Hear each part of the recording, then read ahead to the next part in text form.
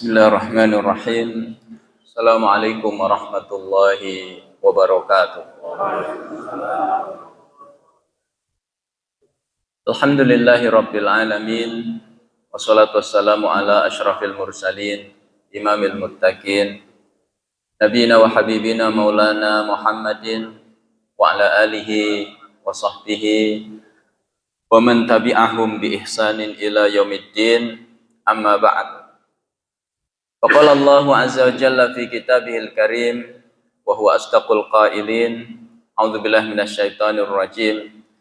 Wasbir nafsaka ma'al ladzina yad'una rabbahum bil ghadati wal 'ashiyyi yuriduna wajhah wa la ta'du 'ainaka 'anhum turidu zinatal hayatid dunya wa la tuti' man aghfalna qalbahu an dzikrina wattaba'a hawahu wa kana amruhu furuta. Hadirin hadirat Bapak Ibu jamaah salat maghrib Masjid Al-Muhajirin yang dimuliakan Allah Subhanahu wa taala. Alhamdulillah kita bersyukur kehadirat Allah, kita dikumpulkan oleh Allah pada malam hari ini untuk mendapatkan kebaikan yang banyak. Setelah nikmat iman, nikmat Islam, nikmat memakmurkan rumah Allah, maka nikmat berikutnya adalah nikmat thalabul ilmi, nikmat menghadiri majelis ilmu. Ini kenikmatan yang sangat besar, bahkan kita diperintahkan oleh Allah untuk sabar menghadirinya. Maka dalam ayat yang saya kutip di muqaddimah tadi, surat Al-Kahfi yang sering kita baca kalau hari Jumat atau malam Jumat, pada ayat ke-28 kata Allah, wasbir nafsaka ma'alladzina yad'una rabbahum bil ghadati wal 'ashiyyi yuriduna wajhah. Sabarkan dirimu wahai Muhammad bersama orang-orang yang berzikir kepada Tuhannya baik di waktu pagi maupun di waktu petang. Majelis ilmu itu sudah pasti zikrullah, karena yang dibahas di dalamnya adalah keagungan-keagungan Allah Subhanahu wa taala. Maka bayangkan Rasulullah sallallahu alaihi wasallam, manusia paling sabar di muka bumi, itu masih diperintahkan oleh Allah untuk menyabarkan diri di dalam menghadiri majelis zikrullah. Maka pada satu kesempatan Rasulullah melewati para sahabat. Saat itu para sahabat sedang membaca Al-Quran. Yang dibaca adalah surat Al-Kahfi. Maka Rasulullah mengatakan, hadza majlisun alladzi umirtu an usabbira nafsi. Inilah majelis yang aku diperintahkan oleh Allah untuk menyabarkan diri. Maka ini isyarat kita dalam menghadiri majelis ilmu itu harus menyabarkan diri. Andaikan tempatnya jauh, maka sabar. Andaikan tempatnya sempit, tidak luas seperti Masjid Al-Muhajirin ini, tidak nyaman misalnya, kipas nggak ada, AC nggak ada, maka kita pun sabar. Termasuk ketika majelis ilmu berbenturan dengan kegiatan pribadi kita.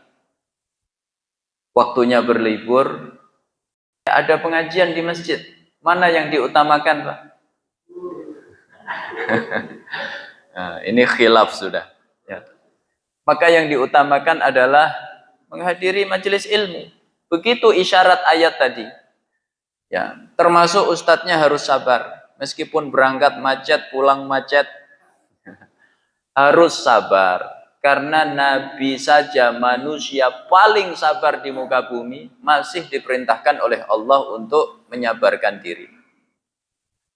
Jamaah yang dimuliakan oleh Allah, tema pengajian malam hari ini adalah hadis Rasulullah sallallahu alaihi wasallam yang ke-8 dalam kitab Al-Arba'in An-Nawawiyah yang dihimpun oleh Al-Imam Muhyiddin Abu Zakaria Yahya bin Sharaf An-Nawawi Ad-Dimashqi Asy-Syafi'i.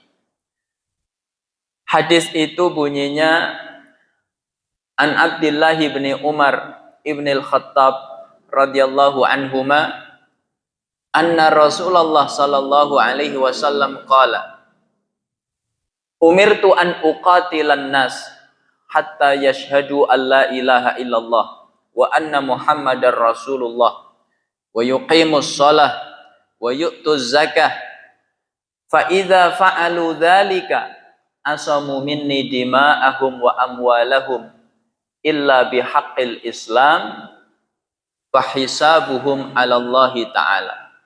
Rawahul Bukhari wa Muslim. Ini kalau di pesantren wajib dihafal, Pak. Enggak hafal enggak naik kelas. Tapi tenang saja, di Masjid Al-Muhajirin ini Bapak enggak saya suruh setoran. Kalau saya suruh setoran nanti pekan depan taubat nasuha semua. Apa arti hadis tadi? Dari Abdullah bin Umar bin Khattab. Semoga Allah meridhai keduanya. Sesungguhnya Rasulullah sallallahu alaihi wasallam bersabda, aku diperintahkan untuk memerangi manusia sampai mereka bersaksi tiada Tuhan selain Allah dan Muhammad adalah utusan Allah. Mereka mendirikan salat, mereka membayar zakat. Kalau mereka mengerjakan semua itu, maka mereka telah menjaga harta dan darah mereka, kecuali dengan hak Islam. Maka hisabnya adalah terserah Allah Subhanahu wa ta'ala. Hadis ini diriwayatkan oleh Imam Bukhari dan Imam Muslim. Mari kita berinteraksi dengan hadis Nabi ini dari awalnya hingga akhirnya. Karena dalam interaksi terhadap hadis Rasulullah terdapat keberkahan yang sangat banyak dari Allah Subhanahu wa taala. Apa di antaranya? Nabi mendoakan, naddarallahu mra'an sami'a maqalati fawa'aha kama sami'aha wa hafizaha wa ballaghaha. Semoga Allah mencerahkan wajah orang-orang yang mendengarkan hadis-hadisku. Lalu dia mengamalkannya seperti mendengarkannya. Lalu dia menghafalnya, lalu dia mengajarkannya. Mudah-mudahan kita termasuk salah satu dari 4 kriteria tadi. Jemaah dimuliakan oleh Allah, sanad hadis ini dari Abdullah bin Umar bin Khattab. Seorang sahabat yang mulia. Beliau lahir tahun kedua setelah kenabian. Kemudian beliau masuk Islam itu pada usia 10 tahun bersama ayah beliau, yaitu Umar bin Khattab. Kemudian beliau berhijrah ke Madinah saat umur beliau baru 11 tahun. Jadi sejak kecil sudah tumbuh di lingkungan yang baik di Madinah Al-Munawwarah, lingkungan yang sangat islami, berinteraksi dengan Rasulullah sallallahu alaihi wasallam. Jauh dari kesyirikan-kesyirikan. Ini penting. Lingkungan yang baik ini penting sekali. Allah memberi isyarat di surat At-Tahrim ayat yang ke-11 ketika menceritakan istrinya Fir'aun. Istrinya Fir'aun namanya siapa, Pak? Asiyah. Kata Allah, wa daraballahu mathalan lilladzina amanu imra'ata Fir'aun idh qalat rabbi ibnili 'indaka baitan fil jannah wa najjini min fir'auna wa amalihi wa najjini minal qaumidz zalimin. Allah membuat perumpamaan untuk orang-orang yang beriman, yaitu istrinya Fir'aun, namanya Asiyah, salah satu pemimpin wanita di surga kelak. Saat itu Asiyah disiksa oleh suaminya. Apa sebabnya? Karena dia beriman kepada Allah. Maka jangan sampai kita suka nyiksa istri. Karena yang suka nyiksa istri itu kawannya siapa, Pak? Fir'aun. Ya. Begitu Asiyah disiksa habis-habisan, Asiyah berdoa, Rabbi benili indaka baitan fil jannah. Ya Allah, bangunkan untukku di sisimu rumah di surga. Seketika diijabah oleh Allah. Allah tunjukkan kepada Asiyah istananya di surga. Maka Asiyah seketika tersenyum. Dia tidak lagi merasakan penderitaan karena disiksa suaminya. Apa sebabnya? Dia telah melihat nikmatnya di surga. Orang kalau sudah melihat nikmat surga, semua bentuk penderitaan duniawi itu tidak ada lagi artinya. Apa yang ingin kita garis bawahi dari kisahnya Asiyah ini? Yaitu doa beliau. Rabbi benili indaka baitan fil jannah. Ya Allah, bangunkan untukku di sisimu rumah di surga. Redaksi seperti ini dalam bahasa Arab ini tidak lazim. Biasanya dalam susunan bahasa Arab. Ini karena banyak alumni pesantren, saya singgung, Pak. Kalau enggak di sini saya enggak berani. Ya. Biasanya dalam bahasa Arab itu fi'il, kata kerja, fa'il, subjek atau pelaku, maf'ul bih, objek, ya. Baru kemudian dzaraf, kata keterangan. Apakah dzaraf zaman, kata keterangan waktu, ataukah dzaraf makan, kata keterangan tempat.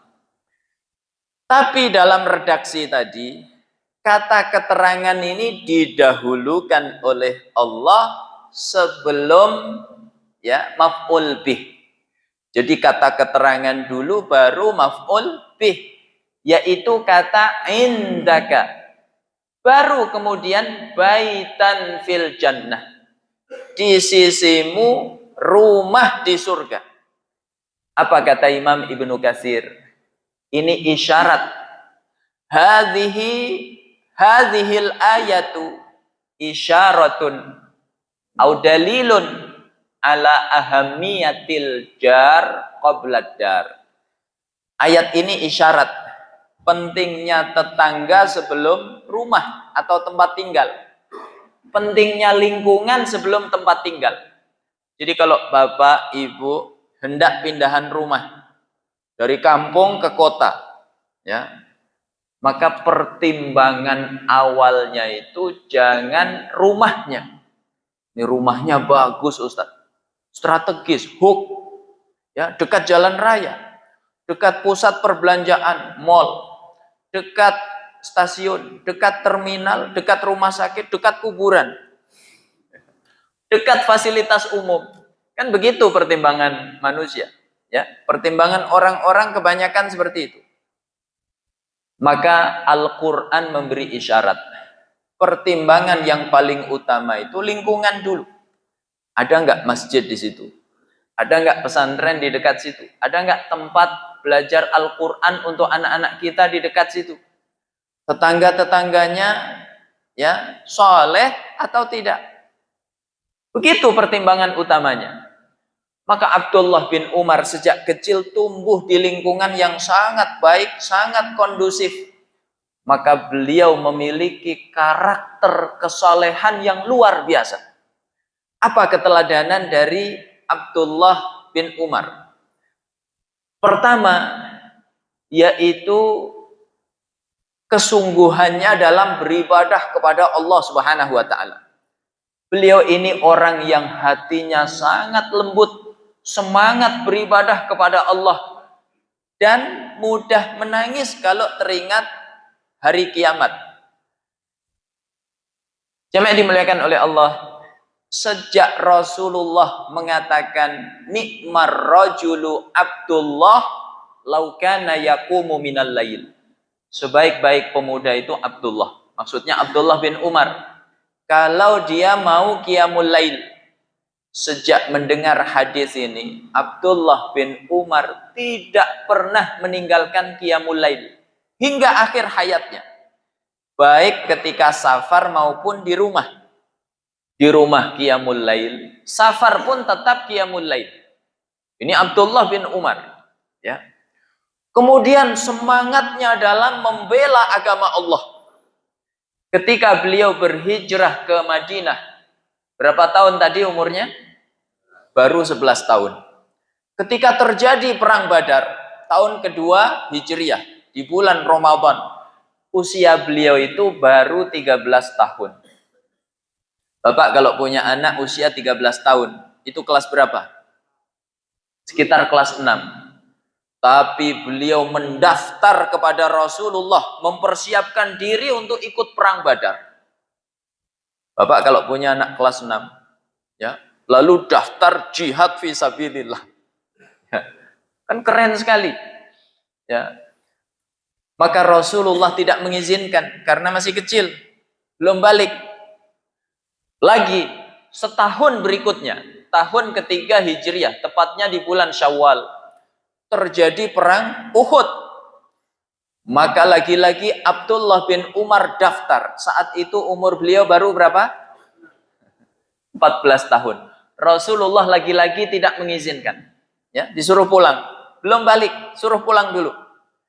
Maka setahun setelahnya kemudian terjadi perang Khandaq. Ya.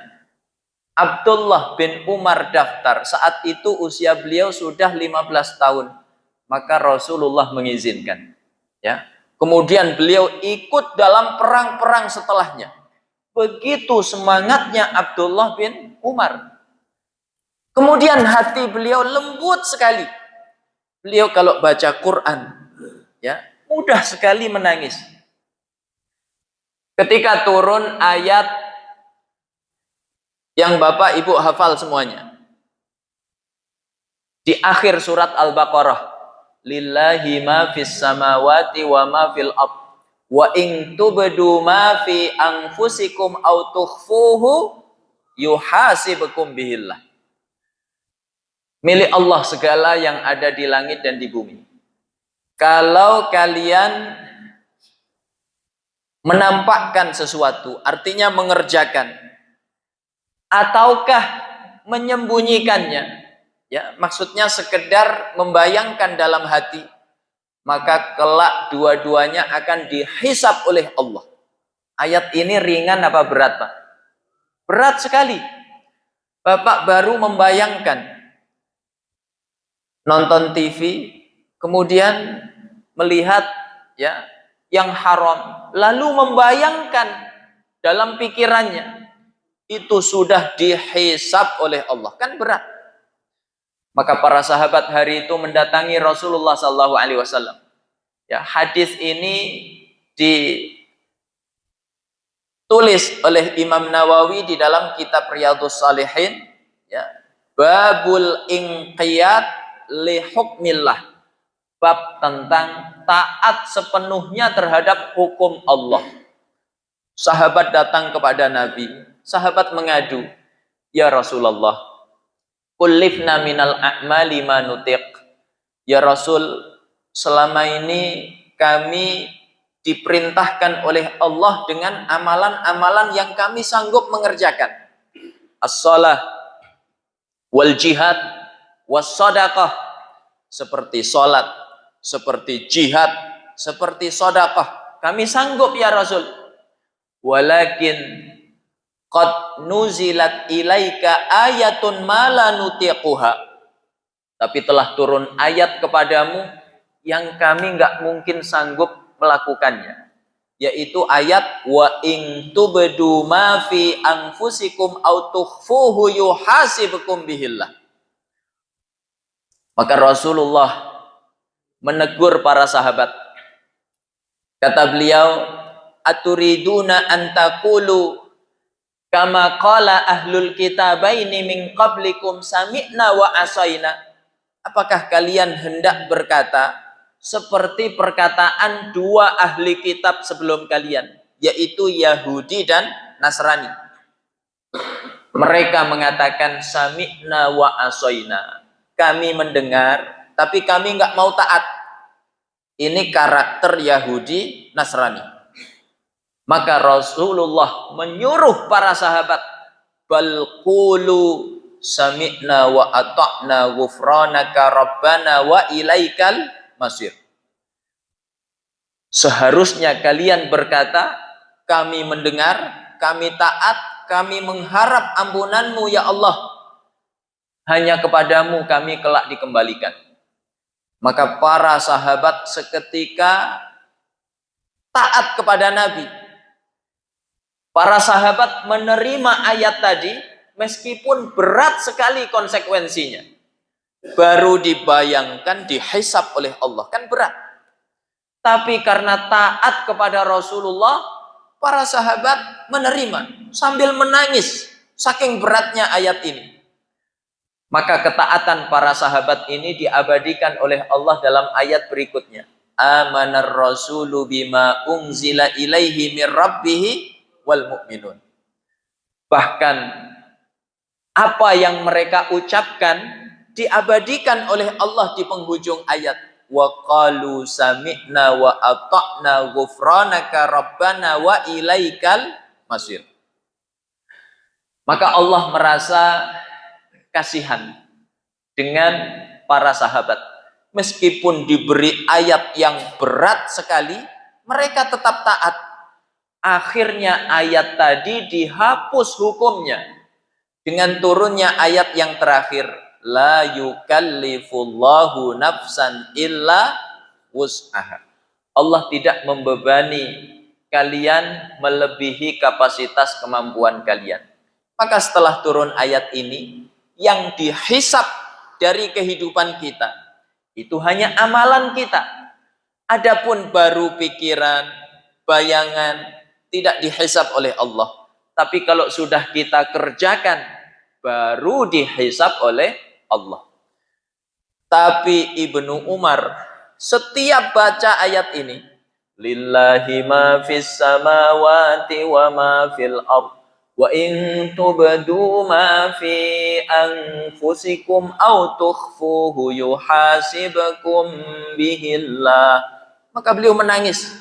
Ini lembutnya hati Abdullah bin Umar. Dan beliau mengatakan, la an adma'a min khasyatillah ahabbu ilayya min an atasaddaqa bi alfi dinar. Andaikan mataku ini menangis karena takut kepada Allah, itu lebih aku sukai dibanding bersedekah 1000 dinar. 1 dinar kurang lebih ya sekitar 3,5 juta hari ini. Kali 1000 berapa Pak? 3,5 miliar. Cepat hitung-hitungannya orang Keranggan. 3,5 miliar. Jadi kata beliau, andaikan mataku ini menangis karena takut kepada Allah, itu lebih aku sukai dibanding sedekah 3,5 M. Bukan berarti beliau enggak bersedekah.